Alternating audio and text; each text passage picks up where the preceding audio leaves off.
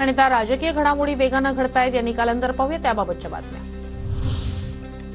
अपेक्षा होती तसा हा निकाल नाहीये, पण शेवटी लोकांनी दिलेला निर्णय आहे। माझ्याकडे जास्त माहिती नाहीये, त्यामुळेच आताच्या व्यवस्थेवर जास्त बोलणार नाही। विधानसभा निकालावर शरद पवार यांची पहिली प्रतिक्रिया। महायुतीच्या यशाला लाडकी बहीण योजना आहे कारण काही पैसाही देण्यात आला। त्यांनी प्रचार केला की आम्ही सत्तेत नसू तर ही योजना बंद होईल, त्यामुळे लोकांनी त्यांना मतदान केलं, शरद पवारांचं मत। ईव्हीएमवर भाष्य करण्याइतकी अधिकृत माहिती माझ्याकडे नाही। कोणी म्हणते ईव्हीएम गुजरातमधून आणलं, कोणी म्हणते मध्य प्रदेशातून आणले। शरद पवारांचं अप्रत्यक्षपणे ईव्हीएमकडे बोट।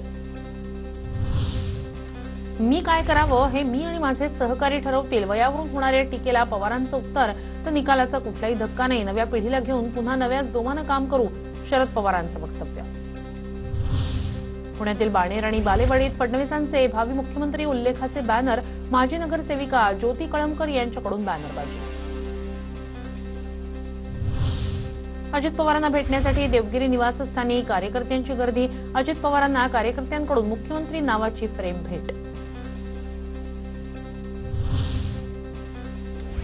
महायुतीत 6 ते 7 आमदारांमागे एक मंत्रिपद, भाजपला 22 ते 24, शिंदे गटाला 10 ते 12 तर अजित पवार गटाला 8 ते 10 मंत्रिपदं मिळणार, सूत्रांची माहिती।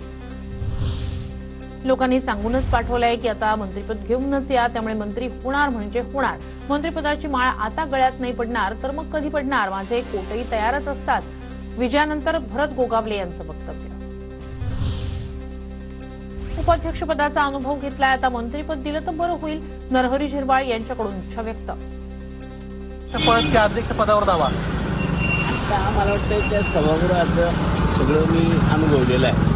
मला आता दुसरीकडे कुठं तरी दिलं तर बरं होईल, तिकडचा अनुभव येईल है ना। तर बघा कसं करता येईल, आपल्या वतीनं जरा विनंती करा नेते लोकांना।